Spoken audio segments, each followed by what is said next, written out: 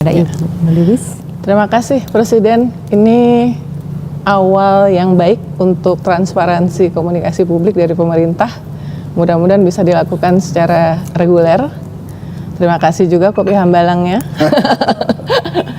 Ya ini karena tadi kesadaran bahwa saya ini alpa, saya ini ya kan 5 bulan ini saya ini kurang komunikatif. Ya. Baru saya sekarang, oh iya ya, Ya. tolong saya mau bicara dialog langsung, silakan. Ya. Biarlah mereka tanya apa saja. Ya. Ya kan?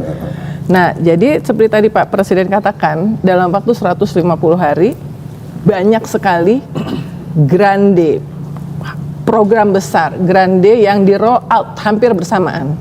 Dan ini juga menimbulkan kekagetan mungkin, karena wah dalam waktu 130 hari, seperti di buku, ada Danantara, ada MBG, ada segala macam. Sudah ada harga pupuk, kemudian pertanian, oke. Tapi 130 hari Presiden Prabowo juga diwarnai oleh demonstrasi.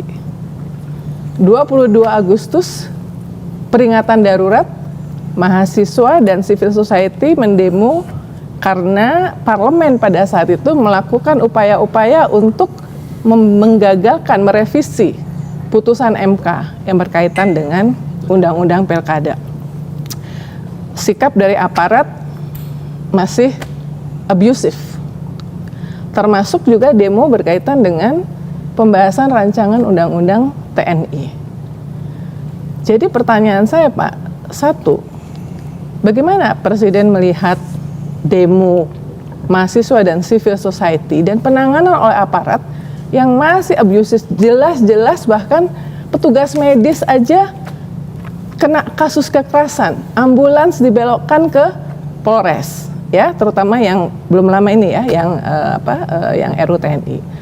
Kedua, apa sih urgensinya RUU TNI harus dibahas begitu cepat? Ini kan masuk proleg nasional 2025 18 Februari. 20 Maret itu sudah sidang paripurna. Jadi apa sebetulnya urgensi bahwa undang-undang TNI harus segera direvisi? Dan sampai hari ini Pak, in the spirit of accountability dan transparansi, sampai hari ini tidak ada yang bisa mengakses draft RUU TNI yang sudah disahkan di paripurna. Kan nanti 30 hari Presiden mesti tanda tangan ya, apakah akan ditanda tangan.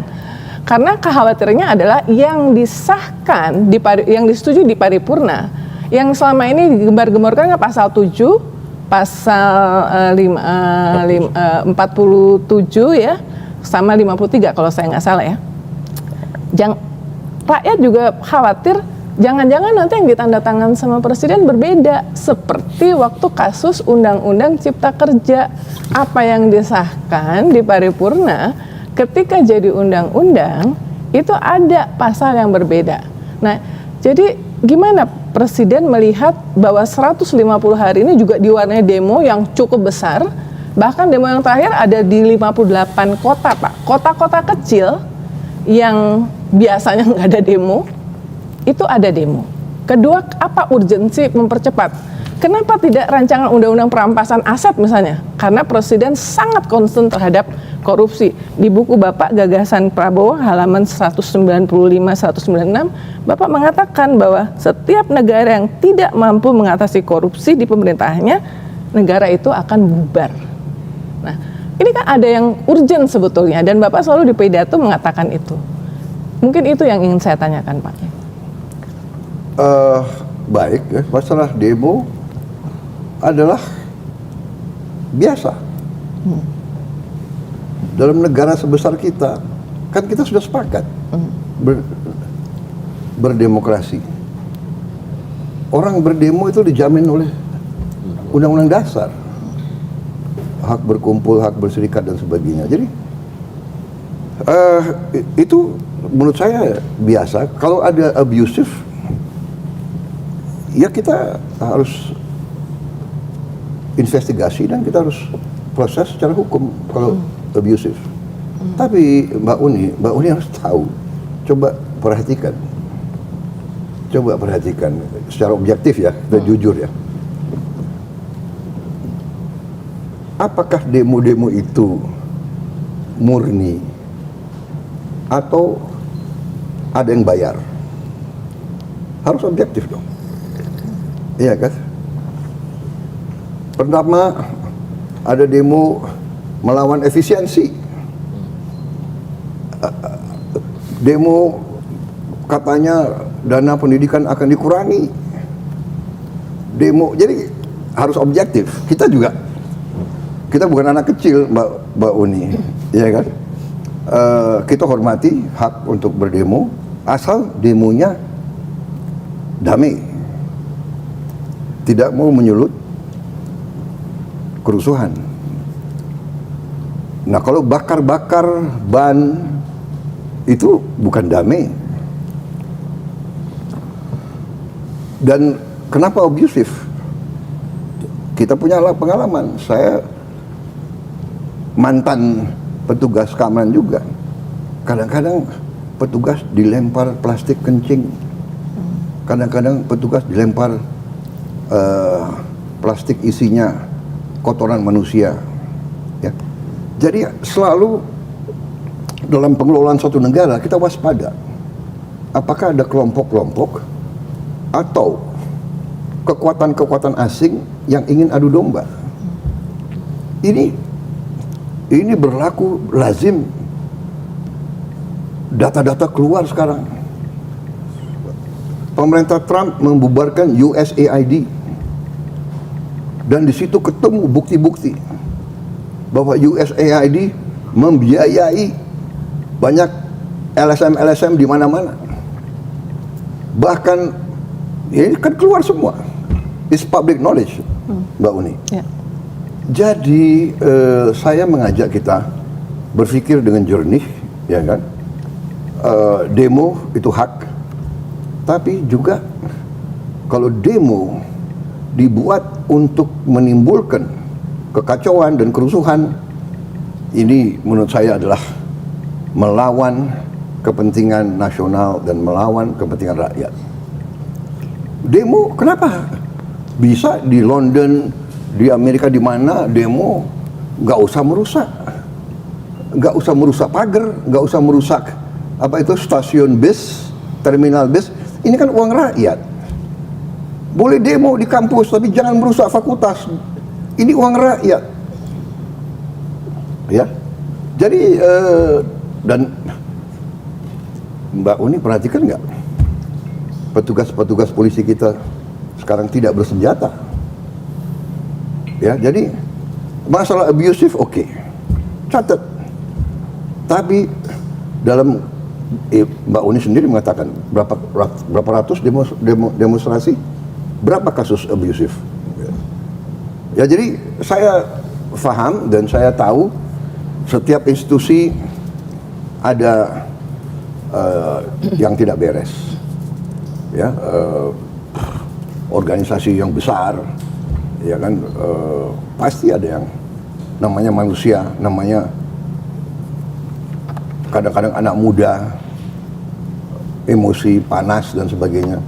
Tapi nggak ada niat dari pemerintah untuk menekan, untuk nggak ada. Untuk apa? Kita mau kerja untuk rakyat. Begitu ya, Mbak Uni. Tentang soal kenapa kok RUU TNI ini begitu dipercepat? RUU TNI dipercepat karena kita mengalami suatu fenomena dalam beberapa tahun itu, ya. Panglima TNI 1 tahun ganti, Kasat 1 tahun ganti, karena usianya habis. Waktu dia untuk kariernya, begitu mau dipakai, usia habis. Di mana kita bisa punya suatu organisasi yang pemimpinnya ganti tiap tahun. Nah, di situ saya sebetulnya mengatakan, saya bilang, ini kalau tidak ini berapa jenderal kita harus kita ganti sekarang. Jadi saya mohon kalau bisa, inti daripada RUU TNI ini sebetulnya hanya memperpanjang usia pensiun beberapa perwira tinggi. Gak ada niat TNI mau difungsi lagi, come on, ya kan? Nonsense itu saya katakan, tidak ada niat TNI Ya keluar dari politik. Coba buka sejarah. Di mana TNI keluar dari politik? Dalam sekian puluh tahun berapa? Ya waktu kejadian Duyung Si ABRI itu, ya memang Bung Karno yang ajak ABRI masuk karena kondisi Indonesia diserang, diganggu, PRI Permesta, DITI, RMS. Akhirnya Presiden waktu itu Bung Karno mengatakan darurat perang. Kita jangan lihat kondisi sekarang, kita lihat kondisi tahun 50-an itu. Iya kan? Saya masih ingat, saya masih anak kecil. Dari Jakarta mau ke Puncak lewat Bogor, dihentikan di tengah jalan. Di jalan ke Puncak itu DI rambut gondrong di tengah jalan. Dihentikan. Ya mereka minta makan, minta ini.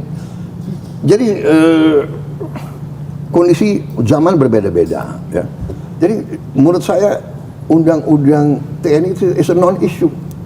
Tidak ada niat. Semua pejabat tentara yang akan masuk jabatan-jabatan sipil pensiun dini.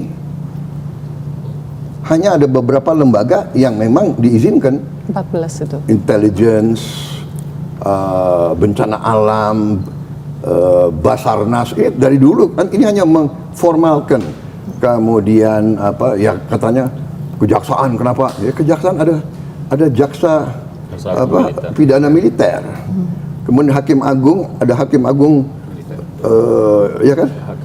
Kamar militer, dan kalau dilihat semua itu ada reasoningnya. Jadi menurut saya is non issue, itu rakyat juga tahu kok bahwa. Tapi transparansi proses pembahasannya juga akan dipersoalkan. Itu yang memicu demo sebetulnya, Pak. Selain konten ya, selain konten yang dikhawatirkan bahwa ini kita mengarah ke militarisme, negara militarisme, ada kotor-kotor lagi kayak zaman Orde Baru. Ya sudahlah, nggak ada itu. Ya. Okay. Nggak ada militarisme apa, ya kan? Militarisme apa? Kenapa orang nggak ribut kalau Thailand itu kudeta berkali-kali kok? Kenapa nggak? Anda ngerti? Nggak ada itu. Militarisme apa? Jadi, saudara, kalau Anda tanya secara objektif ya, bikin survei, tanya rakyat, lembaga mana yang paling dipercaya oleh rakyat? Jangan elit intelektual di Jakarta yang punya akses, yang ya kan, yang banyak punya pandangan-pandangan tertentu gitu ya.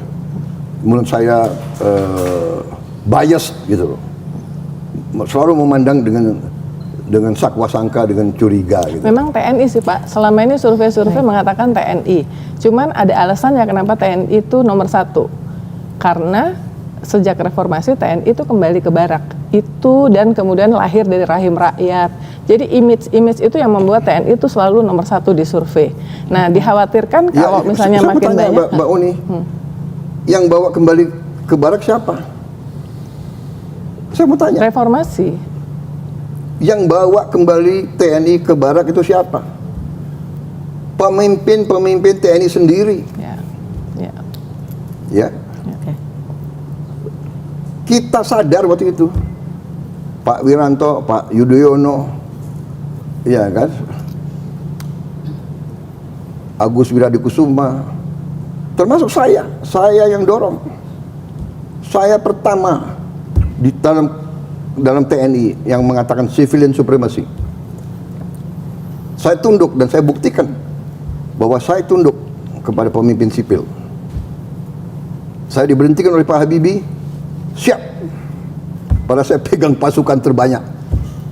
Jadi jangan salah, jangan selalu pakai narasi yang selalu, ya kan? Menurut saya kita objektif, rakyat itu masih percaya sama TNI. Iya, baik. Karena apa? Tidak hanya itu. Kalau ada bencana alam, siapa yang pertama kali? TNI.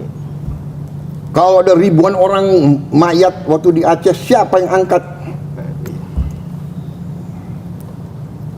Jadi kita harus objektif yang benar. Siapa yang jaga republik ini? Malam Natal, tahun baru, ya kan? Lebaran, mudik, bla bla, TNI, Polri, ada kekurangan, ada unsur-unsur yang ya semua lembaga kita Ya. ada hal-hal yang tidak baik. Ini tanggung jawab kita bersama, mari kita perbaiki. Saya tegas terus di TNI, di Polri, bersihkan diri kalian Baik. sebelum nanti saya ambil tindakan atas nama sebagai mandataris rakyat. Ya, baik. Terima kasih.